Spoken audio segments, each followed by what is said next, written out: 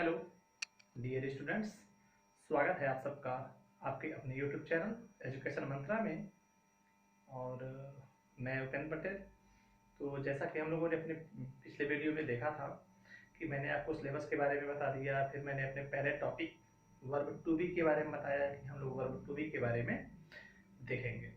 तो यहाँ हमारा टॉपिक वही है, वहीं से शुरू करेंगे हम लोग। तो बस बने रहिए मेरे साथ, चलते हैं आगे बढ़ते हैं। ये है ट्रांसलेशन का पोर्शन। टॉपिक फर्स्ट है वर्ब टू बी के बारे में, जिसके बारे में मैंने पिछले वीडियो में डिस्कस किया था। इस वर्ब टू बी का मतलब होता है होना। ये भी मैंने क्लियर किया था कि होना का मतलब क्या है। आज फिर एक एग्जांपल दे देता हूँ। जैसे अगर कहा जाए कि मैं एक अध्यापक हूँ, यह सेंटेंस प्रेजेंट की है। इसी को पास्ट में कहना हो तो कहेंगे कि मैं एक अध्यापक था, और अगर फ्यूचर में जाना हो तो क्या कहना पड़ेगा कि मैं एक अध्यापक बनूंगा। तो ये मतलब होता है वर्ब टू बी के फॉर्म का।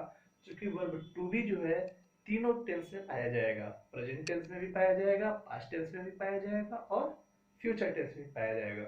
तो चलिए आइए देखते हैं प्रेजेंट टेंस के बारे में। आखिर देखो, एक चीज और यहाँ पे हम आप लोगों को बताना चाहेंगे कि कभी भी हमको जब ट्रांसलेट करना होता है तो एक बहुत ही इंपॉर्टेंट चीज होती है जो जानना जरूरी है, और वो चीज होती है पहचान। सबसे पहले तो आपको सेंटेंस को पढ़कर पहचानना होता है। अगर आप सेंटेंस को पढ़ के पहचान लिए तो 50% आपकी प्रॉब्लम सॉल्व हो गई। नहीं पहचान पाए तभी जाके प्रॉब्लम बढ़ेगी। तो आइए हम लोग पहले सबके पहचान को बारे में देखते चलते हैं। देखिए वहाँ यहाँ पे है प्रेजेंट टेंस, जिसे पहचानना बहुत इजी। वाक्य के अंत में है हूँ। बहुत सारे स्टूडेंट कहते हैं कि वाक्य के अंत में ता है, ती है, ते है आता है तब प्रेजेंट टेंस होता है। बेटा ऐसे बिल्कुल नहीं है। जब ता है, ती है, वो तो आप प्रेजेंट इंडेफिनिट टेंस में पहुंच जाओगे, और यहाँ पे हम लोग केवल सिंपल प्रेजेंट की बात करते हैं। तो यहाँ पे पहचान यही बनेगा, वाक्य के अंत में है हूँ हो अगर ऐसा मिलता है तब श्योर है कि यह प्रेजेंट टेंस है। और ऐसे सिचुएशन में हम लोग इस हेल्पिंग वर्ब की प्लेस पे इस एम आर का प्रयोग करेंगे। अब मैंने आप लोगों को हेल्पिंग वर्ब के प्रयोग में बताया था कि हेल्पिंग वर्ब का प्रयोग करते समय सबसे पहली जानकारी हमको होनी चाहिए टेंस की। जैसे ही आपको टेंस पता चलेगा आप जान जाएंगे कि हेल्पिंग वर्ब आपका क्या होगा। और दूसरी चीज सब्जेक्ट के नंबर की। यहाँ पे सब्जेक्ट है, इज का यूज मैंने कहा था सिंगुलर सब्जेक्ट्स के साथ करने के लिए। यहाँ पे ही, सी, इट एंड सिंगुलर नंबर, जिसके साथ हम लोग इसको यूज करेंगे आई के साथ एम। और आर का यूज हम लोग करते हैं subject you, we, they and plural. Plural subject जब भी रहेगा तो इन सब का यूज आर के साथ होगा। ठीक इसी तरह तो पहचानेंगे हम लोग इसको पास्ट टेंस को। जैसे मैंने यहाँ लिखा है था, थी, थे, कहने का मतलब है इतना यहाँ से ले लीजिए। वाक्य के अंत में था, थी, थे में से एक आए तो हम लोग समझ जाते हैं कि यह पास्ट टेंस है। और इस पास्ट टेंस की हेल्पिंग वर्ब वाज और वर होता है। इसी वर्ब को कुछ लोग वेयर बोलते हैं। तो वाज का यूज किया जाता है आई, ही, सी एंड सिंगुलर सब्जेक्ट्स के साथ। मींस ये यूज किए जाते हैं वाज के साथ, और इनके साथ वर मींस वेयर का यूज किया जाता है। तो बस आपने पहचान लिया, था है, थी है, थे हैं। फिर देख लीजिए सब्जेक्ट आपका सिंगुलर है कि प्लूरल है। सब्जेक्ट सिंगुलर है तो आप हेल्पिंग वर्ब की जगह पे वॉच का यूज करिए, अगर प्लूरल है तो वेयर का यूज करिए। फिर ये थर्ड आता है आपका फ्यूचर टेंस। वही यहाँ से ले लेंगे, वाक्य के अंत में गा, गी, गे में से अगर कोई एक आता है तो हम लोग हेल्पिंग वर्ब के प्लेस पे शैल बी और विल बी का यूज करेंगे। इसमें बेटा देख लीजिए आप लोग, शैल बी के किसके साथ यूज किया जाएगा, केवल सब्जेक्ट आई और वी के साथ, जबकि विल बी का यूज ऑल अदर सब्जेक्ट्स। आई और वी को छोड़ने के बाद जो भी सब्जेक्ट्स बच जाएंगे उनके साथ हम लोग विल बी को यूज करेंगे। आई थिंक सारी चीजें अब क्लियर है, नो डाउट इसमें। चलिए पिछले वीडियो में हम लोगों ने असर्टिव सेंटेंस देख लिया था, इंट्रोगेटिव पे आए थे, पर थोड़ा सा हम रिवाइज करते हुए चलते हैं ताकि आप लोग और क्लियरली समझ जाए। तो सबसे पहले तो हम लोग बात करते हैं असर्टिव सेंटेंस की।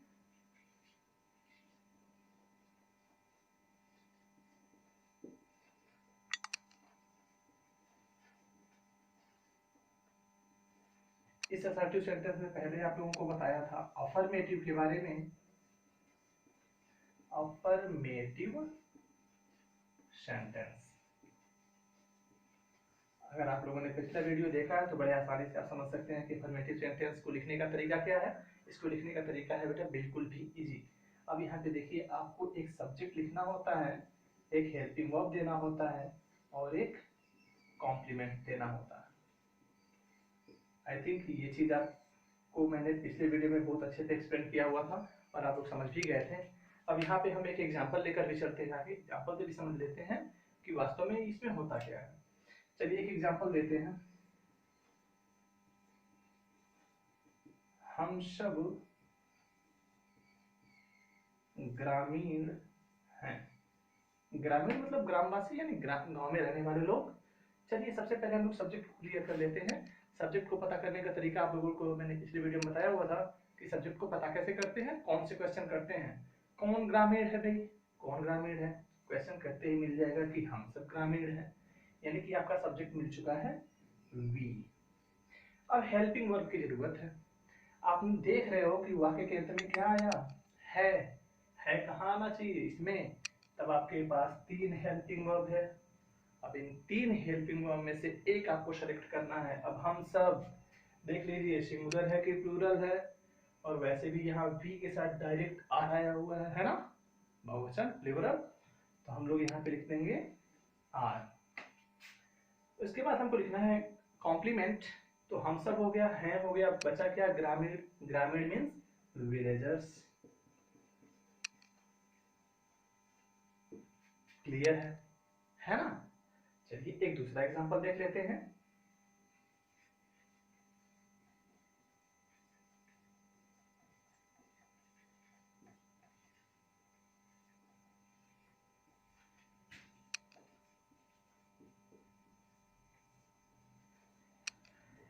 अशोक एक महान सम्राट थे। चलो बेटा क्वेश्चन तुरंत करो, कौन एक महान सम्राट थे। आंसर क्या आएगा, अशोक। कि अशोक एक महान सम्राट थे। तो हम लोग क्या करेंगे, अशोक को सब्जेक्ट बना लेंगे, क्योंकि क्वेश्चन पूछा जाएगा कौन एक महान सम्राट थे। आंसर मिला अशोक। अशोक क्या हो गया आपका, सब्जेक्ट हो गया। सब्जेक्ट की प्लेस पे लिखिए अशोक। इसे देखकर कुछ याद आया, ये आता है यहाँ पे, तब हेल्पिंग वर्ब के प्लेस पे वॉज या वर का यूज करते हैं। सब्जेक्ट अभी आपने कहा कि सिंगुलर है तो हेल्पिंग वर्ब वॉज। चलिए ये भी हो गया। अब बचा क्या, एक महान सम्राट। ये होता है मैंने एक, ग्रेट मीन्स हो गया महान, और यहाँ पे हो गया इंपरर।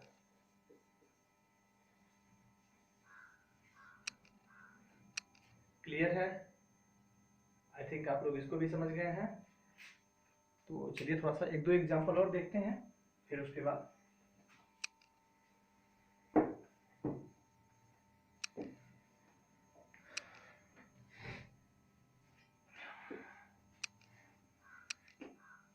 एक और एग्जांपल यहाँ देखिए।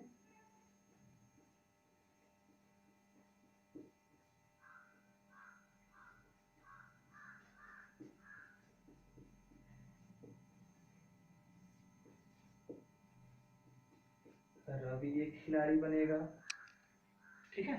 अब यहाँ पे आप इसको देख के पहचान लेंगे क्या, कि यह फ्यूचर टेंस का स्टेटमेंट है। अगर फ्यूचर का है तो हेल्पिंग वर्ब शैल बी या विल बी होना चाहिए, है ना। शैल बी या विल बी होना चाहिए। और यहाँ पे हम लोग देख रहे हैं कि हमारा सब्जेक्ट क्या है। क्वेश्चन करिए कौन एक खिलाड़ी बनेगा, आंसर क्या मिलेगा, रवि। रवि बनेगा भाई, रवि एक खिलाड़ी बनेगा। क्या करना है, सब्जेक्ट के प्लेस पे हमको राइट करना है क्या, रवि। चलिए अब हमको लिखना है एक हेल्पिंग वर्ब, और हेल्पिंग वर्ब देखते हैं शैल बी और विल बी, दो है आपके पास। आप जानते हो कि शैल बी का यूज आई और वी के साथ किया जाएगा, बाकी सभी सब्जेक्ट्स के साथ हम लोग विल बी का प्रयोग करेंगे। तो यहाँ पे रवि के साथ हम लिखेंगे will, Ravi will be a player. Clear है। आई थिंक आप लोगों को समझ में आ चुका होगा। तो अभी तक हम लोगों ने देख लिया असर्टिव सेंटेंस को, जिसमें अफर्मेटिव के बारे में मैंने बताया, और तीनों टेंस से एक एक एग्जांपल भी मैंने आप लोगों को बता दिया। अब आप लोगों के लिए एक मैं पेज यहाँ पे प्रोवाइड कर रहा हूँ, आप लोग इसका स्क्रीनशॉट ले लीजिए और अपने नोटबुक में उसको ट्रांसलेट करने की कोशिश कीजिए। बस इसके बाद हम लोगों का अगला टॉपिक बनता है निगेटिव सेंटेंस। तो बस अब हम लोग निगेटिव सेंटेंस के बारे में जानेंगे।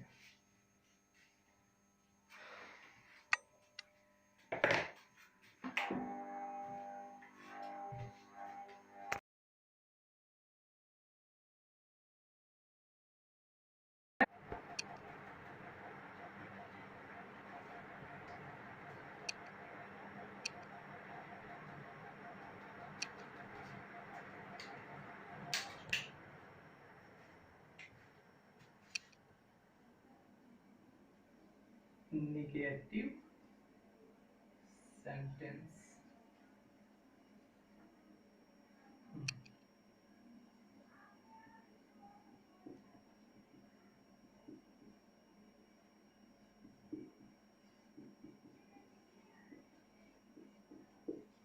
कॉम्प्लीमेंट।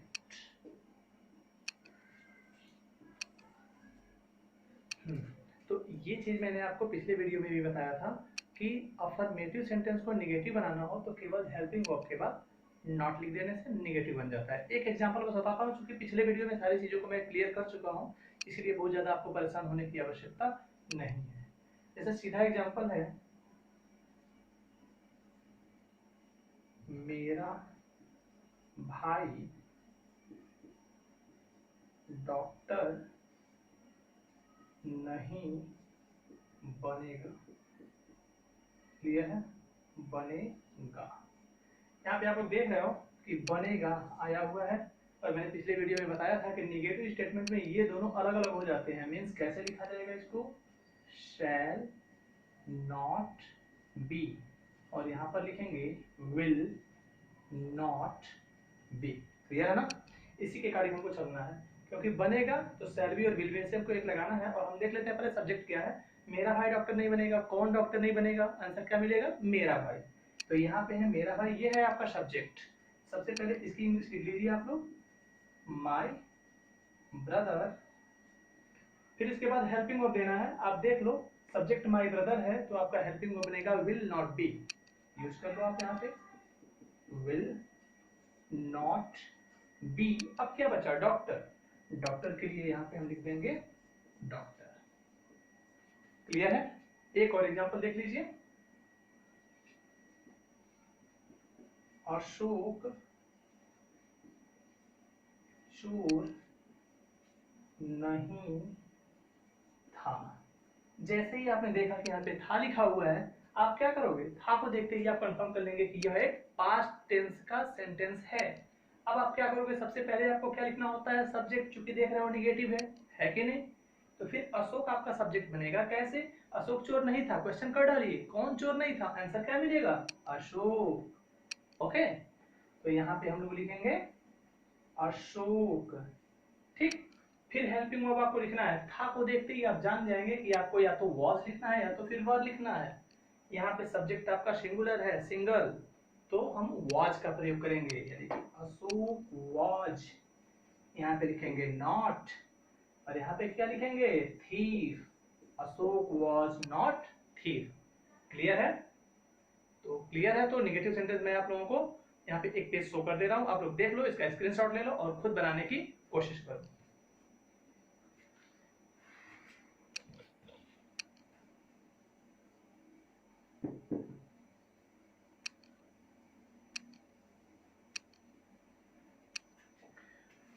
तो इस तरह से असर्टिव सेंटेंस के अफर्मेटिव और नेगेटिव पार्ट को हम लोग देख चुके हैं। अब देखते हैं इंट्रोगेटिव सेंटेंस को। ये है आपका इंटेरोगेटिव सेंटेंस। ओके, तो मैंने आप लोगों को पिछले वीडियो में ही बता दिया था कि इंटरोगेटिव सेंटेंस होते क्या हैं। तो वे सेंटेंस जो क्वेश्चन पूछने का काम करते हैं, वे सेंटेंस जिनसे प्रश्न पूछने का काम किया जाता है, उन्हें हम लोग कहते हैं इंटरोगेटिव सेंटेंस। और ये इंटरोगेटिव सेंटेंस होते हैं दो तरह के। इसमें पहला आप जो पढ़ते हो, इसे हम लोग कहते हैं सिंगल इंटरोगेटिव। ये आपको पिछले वीडियो में बता चुके हैं।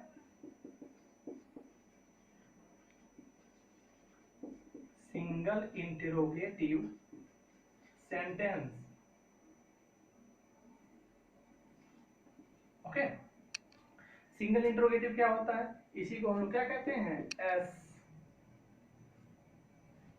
No type, yes no type, दोनों कर सकते हैं, ठीक। और ऐसे सेंटेंस को लिखने का जो क्रम होता है, सबसे पहले हेल्पिंग वर्ब लिखते हैं, फिर सब्जेक्ट लिखते हैं और उसके बाद एक कॉम्प्लीमेंट लिखते हैं। पिछले वीडियो को आप लोग देख लेंगे तो वहां से और ज्यादा क्लियर हो जाएंगे कि ये सिंगल इंट्रोगेटिव सेंटेंस होता क्या है। ओके, तो हम लोग अब इसका एक सीधे सीधे एग्जांपल देख लेते हैं, ज्यादा क्लियर हो जाएगा। जैसे एग्जांपल है, क्या वह ईमानदार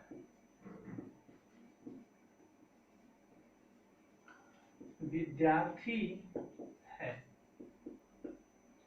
क्या वह ईमानदार विद्यार्थी है, ठीक है। सबसे पहले आपको हेल्पिंग वर्ब लिखना पड़ेगा, क्योंकि जब भी आपका सिंगल इंट्रोगेटिव सेंटेंस यानी कि क्या से शुरू हुआ है वाक्य, आप सबसे पहले हेल्पिंग वर्ब को यूज करोगे। यहाँ पे हेल्पिंग वर्ब देख लीजिए, यहाँ से मिलेगा है का मतलब क्या, प्रेजेंट टेंस, है हूं आया है ना। अब आपको इन तीनों में से, इस एम आर में से कोई एक हेल्पिंग वर्ब चूज करना होगा। आप देख लो सब्जेक्ट क्या है, वह, और वह के लिए हेल्पिंग वर्ब क्या आना चाहिए, क्लियर है। तो सबसे पहले हेल्पिंग वर्ब लिखो इज, फिर सब्जेक्ट की बारी, सब्जेक्ट है वह की इंग्लिश होती है ही। फिर अब आपका क्या आ जाएगा, कॉम्प्लीमेंट, क्या बचा है, ईमानदार विद्यार्थी means honest student, honest student, clear है। इसी तरह से इंट्रोगेटिव एक हम फ्यूचर का बताएंगे, क्योंकि ये प्रेजेंट का और पास्ट का तो एक ही तरह से है, क्योंकि इसमें हेल्पिंग वर्ब छोटा है। फ्यूचर में क्या है, हेल्पिंग वर्ब में 2 वर्ड है, तो 2 वर्ड को बताना ज्यादा जरूरी है। एक आपको बता ही देते हैं,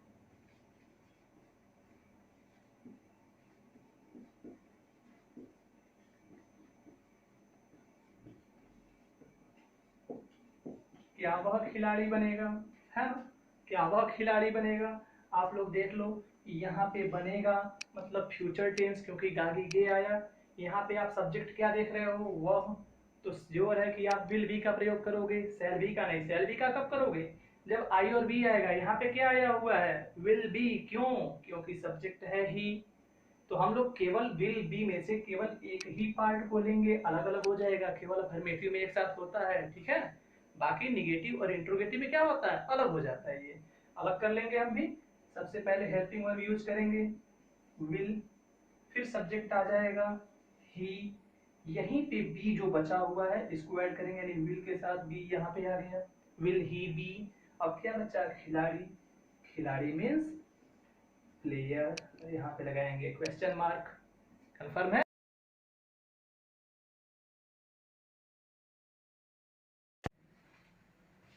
तो जैसे ये हुआ डबल इंट्रोगेटिव, तो डबल इंट्रोगेटिव सेंटेंस ऐसे वाक्यों में क्या होता है, प्रश्न सूचक शब्द यानी कि एक क्वेश्चन वर्ड रहता है।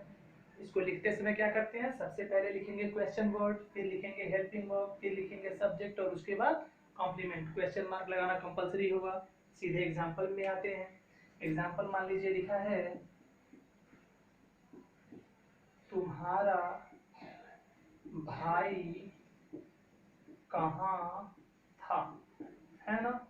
देखते ही आप पहचान जाएंगे क्या कि यहाँ पे था लगा हुआ है, मतलब पास्ट टेंस है। और अगर ये पास्ट टेंस है फिर वाज या वर का यूज करना होगा। आप लोग देख लो, सबसे पहले क्या लिखना है, क्वेश्चन वर्ड, है ना। क्वेश्चन वर्ड मतलब कहाँ, सबसे पहले आप लिख लोगे वेयर, ओके। फिर हेल्पिंग वर्ब लिखोगे, था को देखते हुए तुम्हारा भाई, तुम्हारा भाई। बहुत सारे लोग यहाँ पे आके कंफ्यूज होते हैं कि तुम्हारा भाई कहते हैं, यू अगर प्लूरल है तो योर ब्रदर भी प्लूरल होगा। मैं आपसे पूछता हूँ कि योर फादर कौन सा नंबर है, क्लियर। योर फादर मीन्स आपके पिता एक हैं, तो सिंगुलर नंबर, तो योर ब्रदर भी सिंगुलर नंबर होगा, श्योर है ना। तो कभी भी योर के साथ अगर कोई भी नाउन आता हो तो वह सब सिंगुलर नंबर होता है। तो सिंगुलर नंबर, तो आप क्या करोगे, वॉच को चूज कर लोगे, ओके। यहाँ पे लगाओगे वॉच। अब क्या बचा, तुम्हारा भाई, इसी को हम लोग यहाँ सब्जेक्ट के प्लेस पे लिख देंगे, योर ब्रदर, क्लियर। एक और एग्जांपल इसका बताएंगे, क्योंकि मैंने कहा था कि ये केवल अफर्मेटिव में शैल बी और विल बी एक साथ आते हैं, बाकी सभी सेंटेंस में क्या होते हैं, अलग अलग हो जाते हैं। एक करके दिखा देते हैं। वह डॉक्टर कब बनेगी।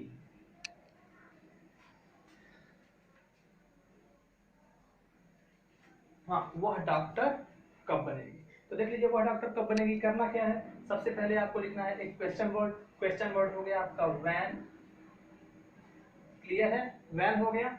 फिर आपको लिखना है हेल्पिंग वर्ब। बनेगी को देखते हुए आपने डिसाइड कर लिया कि विल बी या शैल बी को यूज करना है। अब यहाँ पे देख रहे हैं सब्जेक्ट क्या है, वह के साथ क्या लगाएंगे, विल बी। और एक साथ नहीं होगा बेटा, क्योंकि अफर्मेटिव में केवल एक साथ होता है, नेगेटिव और इंट्रोगेटिव में ये अलग अलग हो जाते हैं। तो हम यहाँ पर केवल लिखेंगे विल, ठीक है। फिर लिखेंगे सब्जेक्ट, सब्जेक्ट है सी। अब बचा बी का पार्ट, इसका पार्ट जो यहाँ बचा हुआ है। अब क्या बचा बेटा, डॉक्टर, यहाँ पे लिख देंगे डॉक्टर और क्वेश्चन मार्क लगा देंगे, हो गया ना। तो इस तरह से हम लोग डबल इंट्रोगेटिव सेंटेंस को बनाते हैं। डबल इंट्रोगेटिव सेंटेंस को लिखने का यही तरीका होता है। ऐसे वाक्यों में प्रश्नसूचक शब्द आता है, कंफर्म है। इसके पहले सिंगल इंट्रोगेटिव बताए हैं, उसमें क्या बोले हैं कि ऐसे वाक्यों में क्या शब्द पहले आता है, लेकिन ऐसे में ये हमारा क्वेश्चन वर्ड कहीं ना कहीं सेंटेंस में दिया होगा। इस फार्मूला पे हम लोग इसको ट्रांसलेट कर सकेंगे। अब इसका नेगेटिव बचा है, वो भी मैं आपको बता दूं।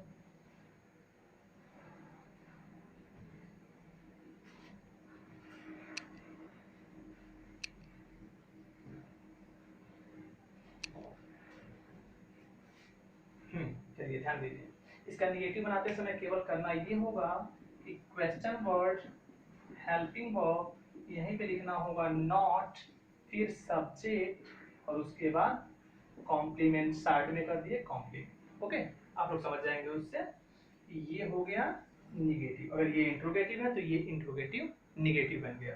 एक एग्जांपल इसका भी देख लीजिए।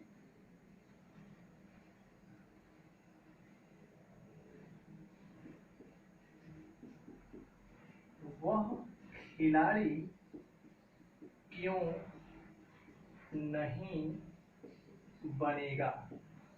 जानबूझकर इसका सेंटेंस ले रहे हैं हम, बनेगा बनेगी, क्योंकि ज्यादातर लोग इसी में कंफ्यूज होते हैं। इसमें दो वर्ड दिया हुआ है तो किसको कहाँ करना है, तो आप लोग कंफ्यूज ना होना।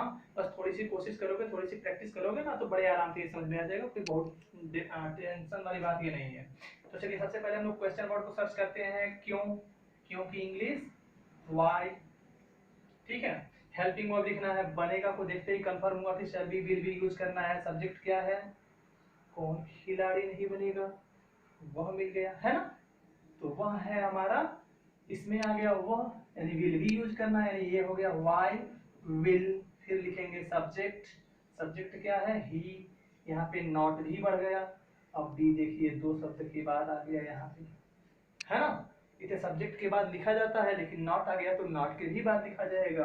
अब क्या बचा है, खिलाड़ी, खिलाड़ी का मतलब प्लेयर हो गया, यहाँ पे लगा देंगे क्वेश्चन मार्क।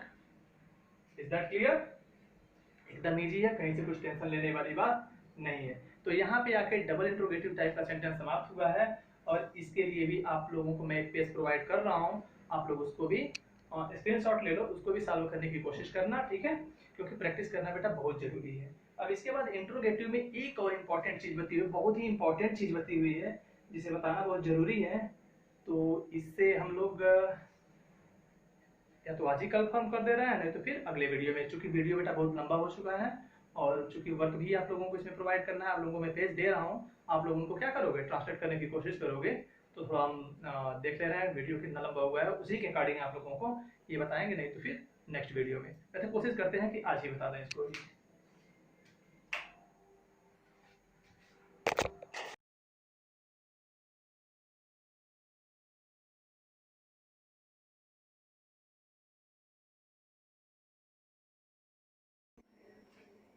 चलिए फिर ध्यान देते हैं, यही एक टॉपिक आपका बचा हुआ था, ध्यान से देख लीजिए। ये भी इंट्रोगेटिव सेंटेंस ही है।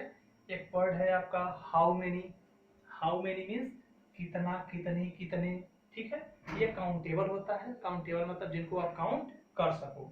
दूसरा होता है हाउ मच, जिसकी हिंदी होती है कितना, कितनी, कितने। देखो बेटा सेम है, बट यहाँ पे हाउ मेनी और हाउ मच ये काउंटेबल होता है, मतलब इनको काउंट किया जा सकता है। और ये अनकाउंटेबल होते हैं, मीन्स इनको काउंट नहीं किया जा सकता। यहाँ पे है कौन सा, कौन सी, कौन से, ठीक है। इनकी इंग्लिश होती है विच, और यहाँ पे लिखा है हुज, जिसका हिंदी होता है किसका, किसकी, किसके। ठीक है, तो ये ऐसे 4 क्वेश्चन वर्ड हैं जो कभी भी अकेले नहीं आते हैं। ओके, ये चारों वर्ड, चारों इंट्रोगेटिव वर्ड कभी भी अकेले नहीं आते हैं। ये जब भी आएंगे इनके साथ में एक नाउन जरूर आएगा, कंफर्म है ये। अगर नाउन नहीं तो ये वर्ड आ ही नहीं सकते। ठीक है, तो इनके साथ एक नाउन आएगा और वो नाउन सजीव भी हो सकता है, निर्जीव भी हो सकता है। बहुत इंपॉर्टेंट चीज है यहाँ पे सजीव और निर्जीव, इसी पे डिपेंड करता है, पूरा स्ट्रक्चर बदल जाएगा सेंटेंस का। नाउन, पहले हम नाउन लेते हैं सजीव को, यहाँ पर हम सजीव नाउन लेते हैं। ठीक है, तो यहाँ पर अगर हम इन चारों शब्दों में बारी बारी करके इसमें अगर नाउन जोड़ेंगे, इसमें नाउन जोड़ देंगे, इसमें नाउन जोड़ देंगे, इसमें नाउन जोड़ देंगे, तभी सेंटेंस क्लियर होगा, क्योंकि इनके साथ नाउन का आना कंपलसरी है। जैसे ही हम इसको और इसको, इस सजीव नाउन वाले पार्ट को जोड़ेंगे, ये दोनों मिलकर बन जाएंगे सब्जेक्ट। सब्जेक्ट, और अगर ये सब्जेक्ट बन गए हैं तो सब्जेक्ट के बाद आता है हेल्पिंग वर्ब और उसके बाद आता है कॉम्प्लीमेंट। ये आप लोग पढ़ चुके हो। लास्ट में क्वेश्चन मार्क ही लगाएंगे, क्योंकि वर्ड तो ये इंट्रोगेटिव है, क्वेश्चन वर्ड है, बट नाउन जुड़ने से क्या बन चुके हैं, सब्जेक्ट बन चुके हैं। क्लियर, एक बार फिर से समझ लीजिए, ये चारों ऐसे वर्ड हैं जिनके साथ एक नाउन का आना कंपलसरी है, और जैसे ही वो नाउन सजीव हुआ, इनके साथ कोई भी सजीव नाउन आया तो ये बन जाएगा सब्जेक्ट, और सब्जेक्ट के बाद हेल्पिंग वर्ब आता है, फिर आता है कॉम्प्लीमेंट। इस तरह का एग्जाम्पल देख लीजिए, अभी आप क्लियर हो जाएंगे। जैसे एक एग्जाम्पल है,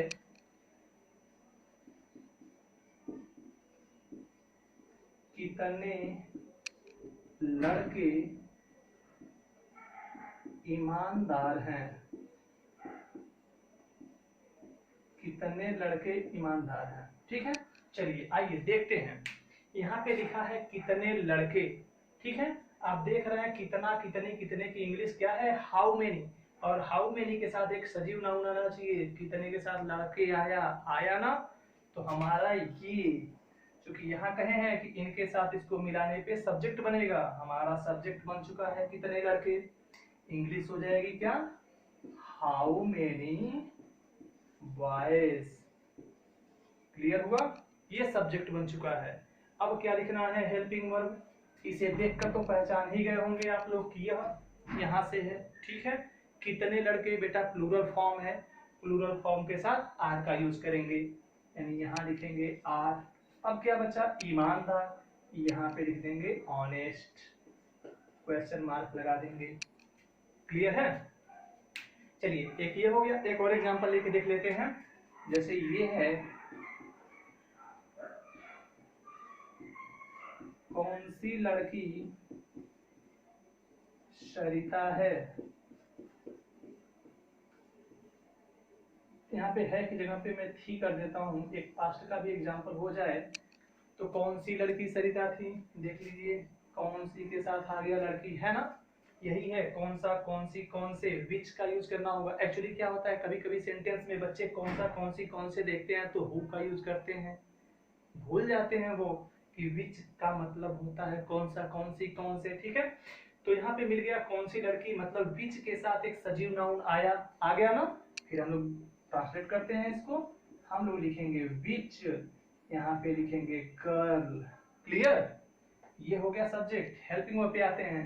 हेल्पिंग वर्ब इसे देखते ही आप जान जाएंगे कि यह वाज और वेयर का यूज करना है। ठीक है, तो यहाँ पे देखिए कौन सी लड़की, सिंगल फॉर्म, मतलब हम लोग लिखेंगे वाज। अब क्या बचा, सरिता, सरिता को यहाँ पे लिख दिया जाएगा और ये स्टेटमेंट हो गया कंप्लीट।